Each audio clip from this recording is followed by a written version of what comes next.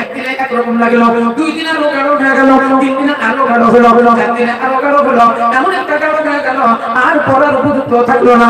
ইসলাম নবী ভাই আমার ওই রকমের মানুষের পাপ হালকা হালকা লাগে, আস্তে আস্তে লাগে, লাগতে লাগতে গাঢ় হয়ে যায়, আরো বেশি হয়ে যায়, বেশি হতে হতে গাঢ় হয়ে যায়, এমন গাঢ় হয়ে যায় এর উপরে ভালো কথা আর কাজে লাগে না।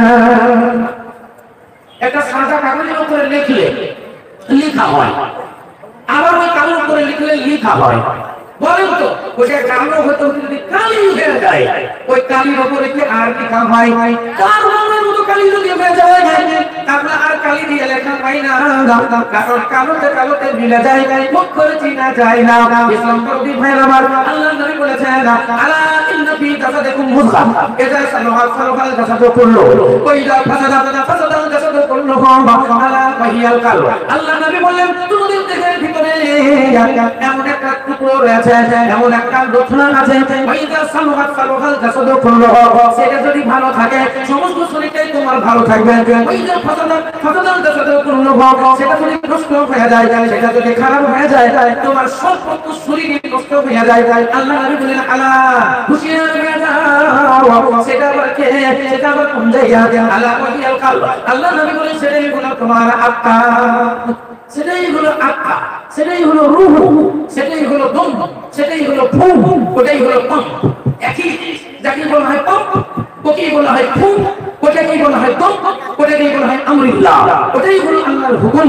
ইসলাম নবী ভাই আমার আল্লাহর হুকুম যতক্ষণ চলবে ততক্ষণ পর্যন্ত আপনার রূহ আসা যাওয়া করবে, নিঃশ্বাস চলতে থাকবে, শ্বাস চলতে থাকবে, আপনার দম চলতে থাকবে, যতক্ষণ পর্যন্ত দম থাকবে ততক্ষণ নিঃশ্বাস চলবে, দম ফুরিয়ে যাবে নিঃশ্বাস বন্ধ হয়ে যাবে, আর নিঃশ্বাস বন্ধ হয়ে যাবে আপনার আত্মা বন্ধ হয়ে যাবে, অর্থাৎ আপনি মৃত্যু হয়ে যাবে, আপনার সর্বত্র সব শেষ হয়ে যাবে। জীবনে যাবি রে মরে, যাবি রে মরে, জীবন রে যাবি রে মরে, যাবি রে মরে, আসবি না ফিরে, মদ খেয়ে মাতাল হলি, জুয়া খেলে দিন হারালে, মদ খেয়ে মাতাল হলি, জুয়া খেলে দিন হারালে, চিল্লি না তুই আপন পর, চিল্লি না তুই আপন পর এই সংসারে, যাবি রে মরে, যাবি রে মরে, জীবন রে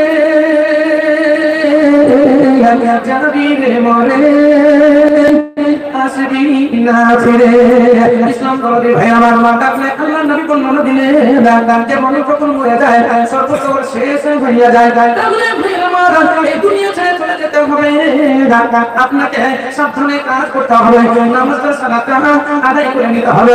আল্লাহর নবী বর্ণনা দিলেন নামাজ পড়ার জন্য যখন মানুষ ওযু করতে বসা যায় তখন পর্যন্ত হাত দুখানা ধৌত করে, হাতের গুনাহগুলো পানির সঙ্গে ঝরঝর করে ধরে যায়, মুখমণ্ডলটা যখন ধৌত করে মুখের গুনাহগুলো পানির সঙ্গে ঝরঝর করে ধরে যায়, মাথা মশা করে মাথার গুনাহগুলো সব ধরে যায়, কান মশা করে কানের গুনাহগুলো পানির সঙ্গে ধরে যায়, পা দুখানা ধৌত করে পানির গুনাহগুলো পানির সঙ্গে ঝরঝর করে ধরে যায়। আশহাদু আল্লা ইলাহা ইল্লাল্লাহ ওয়া আশহাদু আন্না মুহাম্মাদান আবদুহু ওয়া রাসূলুহু, আল্লাহুম্মা জাআলনি মিনাত তাওয়াবিনা ওয়া জাআলনি মিনাল মুতাতাহিরিন। হুজুর পরে দোয়া, হুজুর পরে এই দোয়াটা যে পড়লো, হুজুর পরে এই দোয়াটা যে পড়লো, আল্লাহর নবী বলেন ওয়াজাবাত লি শাফাআতি ইয়াউমাল কিয়ামাহ, তার জন্য কিয়ামতের দিন জান্নাতের সুপারিশ করা আমার উপরে ওয়াজিব হয়ে গেল। নূরে তাকবীর, নূরে তাকবীর, রহমতেরি মেলে মদনী রে, রহমতেরি মেলে সিগরি চললো ভাই ভাই নাই তো গাড়ি ফেলে রে, মদনী রে রহমতেরি মেলে সিগরি চললো ভাই ভাই নাই তো গাড়ি ফেলে ঝিকি ঝিকি ঝিকি শব্দ করে চলিল ধীরে ধীরে, ঝিকি ঝিকি ঝিকি শব্দ করে চলিল ধীরে ধীরে, কালেমার বাজায়ে বাঁশি প্যাসেঞ্জার নিয়ে রাশি রাশি, কালেমার বাজায়ে বাঁশি প্যাসেঞ্জার নিয়ে রাশি রাশি, লাগে না কইলা পানি, লাগে না কইলা পানি, লাগে না মোবিল তেল রে মদনী রে রে মদনী রে রে রঘুমো তেরি মেল রে মদনী রে রে রঘুমো তেরি মেল রে, সিগরি চল রাজা ভাই ভাই নই তো গাড়ি ফেল রে, আবি সালাতু ওয়া সালাত, নামাজ পরিশোধ করো, নামাজ পরিশোধ করো এবং যাকাত প্রদান করো, তোমাদের মালের যাকাত দাও, তোমাদের গরু ছাগলের যাকাত দাও, তোমাদের ভেড়ার যাকাত দাও, তোমাদের সোনা চাঁদির যাকাত দাও, তোমাদের ধান গমের যাকাত দাও, তোমাদের পুকুরের মাছের যাকাত দাও, লিচু বাগানের যাকাত দাও, এবং তোমাদের শরীরেরও যাকাত আল্লাহর রাস্তায় তুমি দাও। আল্লাহ বলেন তুমি যাকাত প্রদান করো, মানে পবিত্র হও, পবিত্র হও, অপবিত্র থেকো না, জিনিস পবিত্র করো, তোমার হক তোমার আছে, হুকুমুল্লাহ দেবে, তুমি আদায় করে দাও দিয়া মানে পবিত্র করো। তোমার বাড়িতে যদি 30টা গরু থাকে, এক বছর যদি পার হয়ে যায়, 2 বছরের একটা গরু আল্লাহর রাস্তায় যাকাত দিয়ে দাও, তুমি গরু পবিত্র করে নাও। 40টা যদি ছাগল হয়ে যায়, একটা ছাগল আল্লাহর রাস্তায় দান করো, করে 39টাকে তুমি হালাল করে নাও। সারা বছর খেয়ে দেয় 1000 টাকা যদি জমা লেগে যায়, 25 টাকা বের করে দাও, 25 টাকা বের করে দিয়ে বাদ বাকি টাকাটা তুমি হালাল করে নাও। তুমি মুরগি ধান ভাই একদম হালাল না রাস্তায় দান করে দাও, 19 মুরগি তুমি হালাল করে নাও। ইসলাম তো কি ভাই আমার রাস্তা দিয়ে একটা মেয়ে ছেলে চলে যাচ্ছে, খবরদার নজর দিও না, খবরদার তারা চলবে একটা না, খবরদার তার গায়ে হাত দিও না, তুমি তাকে কোনো কথা অশ্লীল ভাষা বলো না।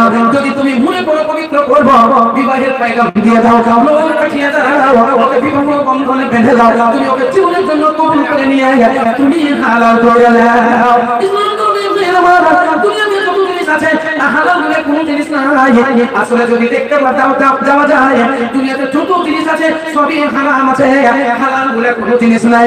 হারামকে আপনাকে হালাল করে নিতে হবে। কিছু জিনিস আছে হালাল করা হয়, আর কিছু জিনিস আছে হালাল করলেও হালাল হয় না।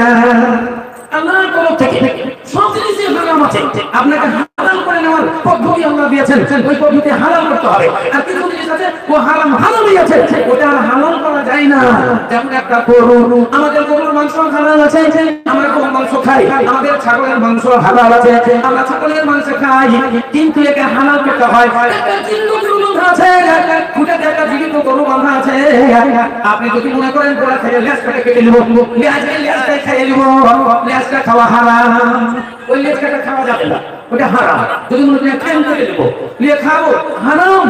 খাঁচাতে মুরগি থাকে না আপনাদের, অনেক সময় থাকে সিগারেট ট্রেন ছিঁড়ে নিয়ে পায়না থেকে ট্রেনই নাই, একটা পাই নাই, অথচ এক পা আছে, 2 পাখনা আছে, অথচ মরেনি, সকালবেলা পর্যন্ত জিন্দাই আছে।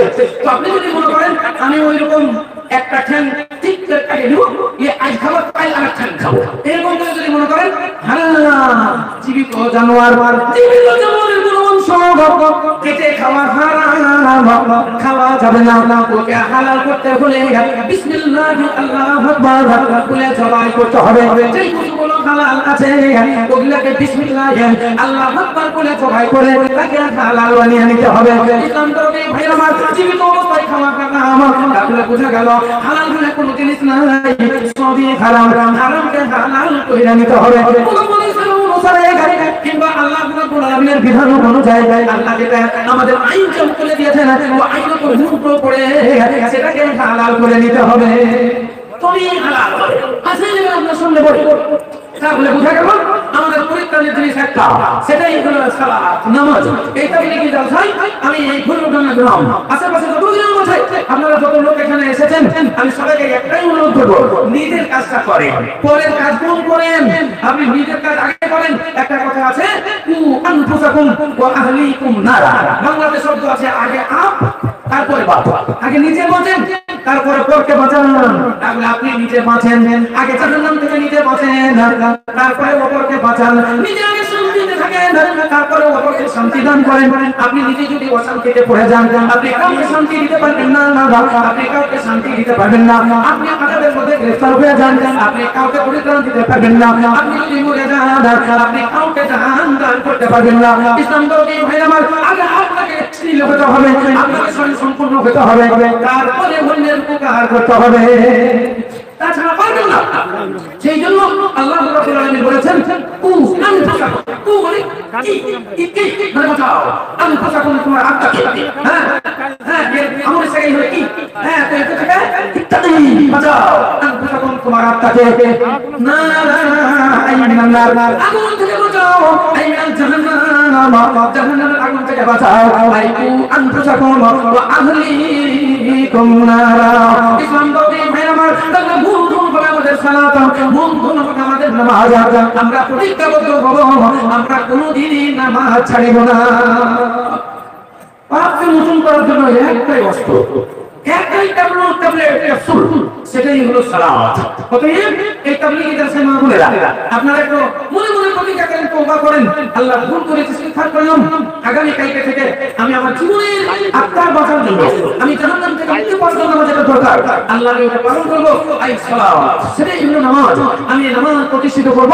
আপনি মনে মনে প্রতিজ্ঞাবদ্ধ হন, নিজের মনকে জিজ্ঞাসা করেন আর মনকে মানিয়ে নেন যে আমি নামাজ আদায় করব।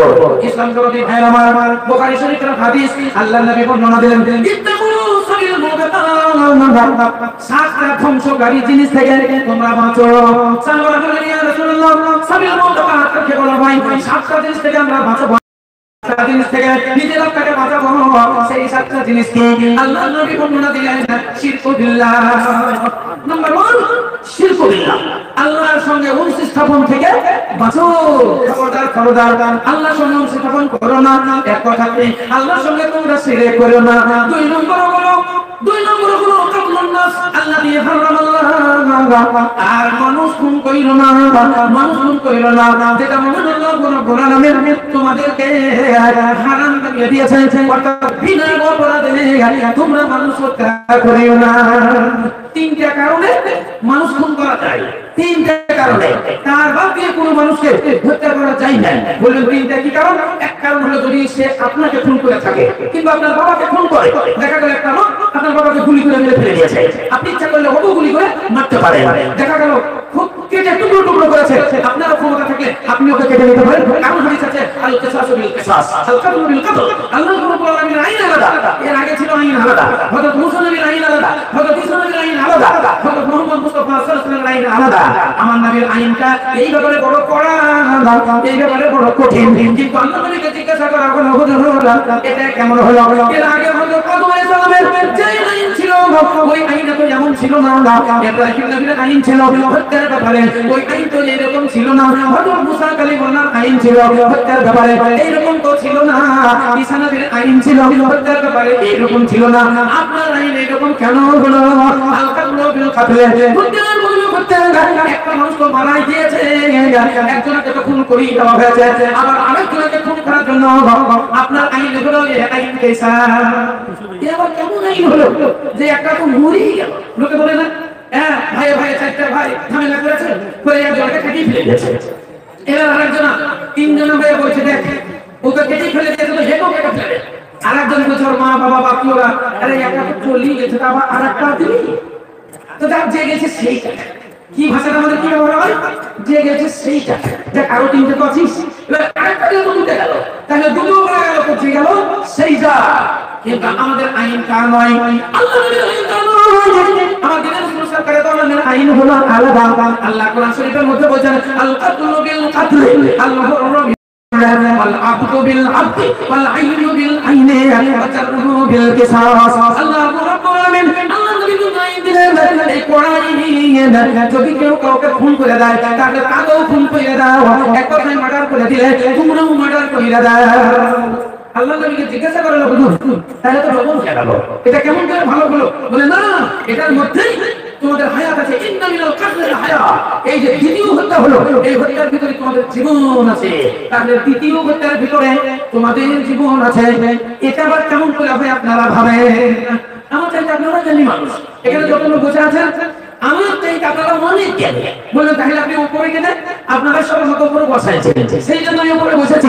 কিন্তু আসলে আপনাদের চাইতে আমাদের বুদ্ধি, আমাদের বুদ্ধি, আমার বুদ্ধি কত পাকা নয়, কত ভালো নয়, কত বুদ্ধিমান আমি নই, আপনারাই বেশি বুদ্ধিমান। তাই আপনারা একটু ভাবুন। আল্লাহ নবী বললেন, আল্লাহ বললেন এ নবী গো, আল কাতলু বিল কাতলে, যে হত্যা করলো তাকে হত্যা করে দাও। সাহাবা বললেন ইয়া রাসূলুল্লাহ, একজন তো চলে গেল, আবার আরেকজনকে হত্যার জন্য বাধা হলো। আল্লাহ নবী বললেন ইন্না মিনাল কাতলি হায়া, দ্বিতীয় হত্যাতে তোমাদের জীবন আছে। এবার কেমন করে জীবন আছে আপনারা ভাবেন। আল্লাহ নবী বললেন তাহলে দুই নম্বর হলো কাতাল, তিন নম্বর হলো বিসহার, তিন নম্বর হলো জাদু। এই জাদু থেকে তোমরা বাঁচো। আল্লাহ নবী বললেন আসিরু হাকুন, জাদু হলো সত্য, জাদুকারী জাহান্নাম। জাদু সত্য এবং যারা জাদু করে এরা হলো জাহান্নাম। আর চার নম্বরে বলা হলো আকলুল মাল আল ইয়াতীম, ইয়াতীমের মাল ভক্ষণ করিও না। ইয়াতীমের মাল ভক্ষণ করলে তোমাদের জাহান্নামে যেতে হবে, তোমাদের জাহান্নামে যেতে হবে। সেই জন্য আকলুল মাল আল ইয়াতীম, ইয়াতীমের মাল ভক্ষণ করিও না। তারপর আল্লাহ নবী বললেন আল ফিরারু মিনাল সাহাব, যুদ্ধের ময়দান থেকে পালিয়ে যেও না। যুদ্ধ শুরু হয়ে গেছে, ইসলামের ডঙ্কা বেজে গেছে, শত্রুজন সামনে হাজির হয়ে গেছে। ইসলামকে নষ্ট করার জন্য, কোরআনকে নষ্ট করার জন্য, মসজিদকে নষ্ট করার জন্য, মাদ্রাসাকে নষ্ট করার জন্য, মুসলমানদের ঐতিহ্যকে নষ্ট করার জন্য, তাই ঐতিহ্য বজায় রাখার জন্য যুদ্ধের ময়দানে তোমরা ঝাঁপিয়ে পড়েছো। শত্রুজন দেখে, শত্রুদের ক্ষমতা দেখে, শত্রুদের লয়লস্কর দেখে ভয়ে তোমরা পালিয়ে যাবে না। যুদ্ধের ময়দান থেকে পালিয়ে যাবে না। আর সুদ খাইও না, সুদ খাইও না। সুদ খেলে দিনের কবই মারা গেলে জান্নাত পাওয়া যাবে না। ওয়াকাসফুল মুহসানাতিল মুমিনাতিল গাফিলাত, আল্লাহ নবী বললেন শেষ পর্যায়ে আল্লাহ 7 নম্বরে বললেন ওয়াকাসফুল মুহসানাতিল মুমিনাতিল গাফিলাত, যারা মুমিন মুমিনা ভুলি ভালি মেয়ে, যারা অত ফুর ফাপরে থাকে না, যারা বাজারি মেয়ে নয়, যারা পল্লী গ্রামের মেয়ে, যারা সিধা সাদা মেয়ে, যারা যারা বিপদে ফাঁসাতে জানে না, বড় চর্চা জানে না, বড় নিন্দা জানে না, এই মেয়েদের উপরে মিথ্যা ব্যভিচারে তোমরা চোখ মার দিও না। মিথ্যা ব্যভিচারে দিও না। এই 7টা তোমাদের ধ্বংসকারী জিনিস, এই 7টা জিনিস থেকে তোমরা বেঁচে থাকবে। ইসলাম দরদি ভাইরা আমার দিনের রাসূল সরকারের দোয়ালা তাজুদার মাদানী তাহলে তিনি বললেন এ উম্মতে মুহাম্মাদী, তোমরা ভাগ্যবান, তোমরা ভাগ্যবান যে তোমরা উম্মতে মুহাম্মাদী। হযরত ঈসা আলাইহিস সালাম তিনি বলে গেছেন আমি যদি ঈসা না হয়ে হযরত মুহাম্মদুর রাসূলুল্লাহর উম্মত হইতাম বড় ভালো হতো। হযরত মুসা কালিমুল্লাহ এত বড় নবী যাকে কালিমুল্লাহ টাইটেল দেওয়া হয়েছে, তিনিও বলেছেন আমি যদি মুসা না হয়ে বনি ইসরাঈলের নবী না হয়ে আমি আখিরি নবীর উম্মত হইতাম তাহলে আমি ভাগ্যবান হতাম। তাহলে ভাগ্যবান আমরা যে আল্লাহ আমাদের উম্মতে মুহাম্মাদী বানিয়েছে। হ্যাঁ উম্মতে মুহাম্মাদী, আমাদের কালেমা হবে এক, আমাদের খোদা হবে এক, আমাদের কোরআন হলো এক, আমাদের কবর হলো এক, আমাদের হাসর হলো এক, আমাদের স্বর্গ হলো এক, আমাদের নরক হলো এক, আমাদের আল্লাহ হলো এক। মুসলমান আমরা হয়ে যাবো এক, আমাদের ব্লাড একই ব্লাড। আল্লাহ নবী বলেছেন কুল্লু মুসলিমিন ইখওয়া, প্রত্যেক মুসলমান ভাই ভাই। যদি আমেরিকাতে থাকে, যদি কোন মুসলমান আমেরিকাতে থাকে সেটাও আমার ভাই। যদি রাশিয়াতে কলমাধারী মুসলমান থাকে সেটাও আমার ভাই। চীনে জমানে যদি থাকে, সে যদি কলমা পাঠ করে লা ইলাহা ইল্লাল্লাহু মুহাম্মাদুর রাসূলুল্লাহ, সেটাও আমার ভাই। যদি আমাদের গ্রামে বাস করে সেটাও আমার ভাই। আমার বাড়িতে যদি থাকে সেটাও আমার ভাই। যদি মরে যায়, কবরস্থানে চলে যায়, সেটাও আমার ভাই। মানুষ মরে যায়ও বিচ্ছেদ হয় না, মুসলমান মরে যায়ও বিচ্ছেদ হয় না। মরে গেলেও তার মুহাম্মদী বন্ধন ছিঁড়ে যায় না। মানুষ মরে গেলে দুনিয়ার বন্ধন ছিঁড়ে যায়, মানুষ মরে গেলে দুনিয়ার সমস্ত কারবার বন্ধ হয়ে যায়। মানুষ মরে গেলে লাভ নাই, মানে নোকসানও নাই, লাভও বন্ধ হয়ে যায়, নোকসানও বন্ধ হয়ে যায়। কিন্তু মানুষ মুসলমান মরে যাওয়ার পর মুহাম্মদী বন্ধন ছিঁড়ে যায় না। মরার পরেও মুহাম্মদী বন্ধনটা ছিঁড়ে না। আমাদের ওই শুধু বিদেশিদের যে বন্ধন, এই বন্ধন আমাদের কিয়ামত পর্যন্ত এক কথায় জান্নাত যাওয়া পর্যন্ত আমাদের এই বন্ধন থাকে। তাই তো আল্লাহর নবী বলেছেন, যখন তুমি গোরস্থানে যাবে, কোন কবরস্থানে যখন যাবে, তখন তোমরা কবরবাসীদেরকে সালাম করো, আসসালামু আলাইকুম ইয়া আহলাল কবর ইয়াগফিরুল্লাহু লানা ওয়া লাকুম ওয়া লা আনতুম সালাফনা ওয়া নাহনু বিল আসার। আল্লাহু রাব্বুল আলামিনের নবী বলেন, যখন তোমরা গোরস্থান দিয়ে যাবে, গোরস্থানে যখন পা দিবে, তখন কবরবাসীদের জন্য এই দোয়া করো, আঁখি খোলো রে नींद तोड़ो रे तुमको कहीं पुकार दे, जागो मुसलमान जागो जरा, आँखी खोलो रे नींद तोड़ो रे तुमको कहीं पुकार दे, जागो मुसलमान जागो जरा। गफलत से तुम उम्र बिताए, गफलत से तुम उम्र बिताए, आखिर कोई बदनाम रे, आखिर कोई बदनाम, आँखी खोलो रे नींद तोड़ो रे तुमको कहीं पुकार दे, जागो मुसलमान जागो जरा। हर रोज पढ़ा करो तुम भाई अल्लाह का कुरान, जैसा पढ़ा करते थे दाऊद सुलेमान रे, दाऊद सुलेमान, आँखी खोलो रे नींद तोड़ो रे तुमको कहीं पुकार रे, जागो मुसलमान जागो जरा। कुर्बानी भी अदा करो तुम, कुर्बानी भी अदा करो तुम, जैसा किया खलील, बुरा के मिलेगा उसके बदला, बुरा के मिलेगा उसके बदला, करते नहीं जुल जलाल रे, करते नहीं जुल जलाल, आँखी खोलो रे नींद तोड़ो रे तुमको कहीं पुकार रे, जागो मुसलमान जागो जरा। तौबा कर लो दिल में भर लो, तौबा कर लो दिल में भर लो, खुदा का फरमान ले, खुदा का फरमान, आँखी खोलो रे नींद तोड़ो रे तुमको कहीं पुकार रे, जागो मुसलमान जागो जरा, जागो मुसलमान।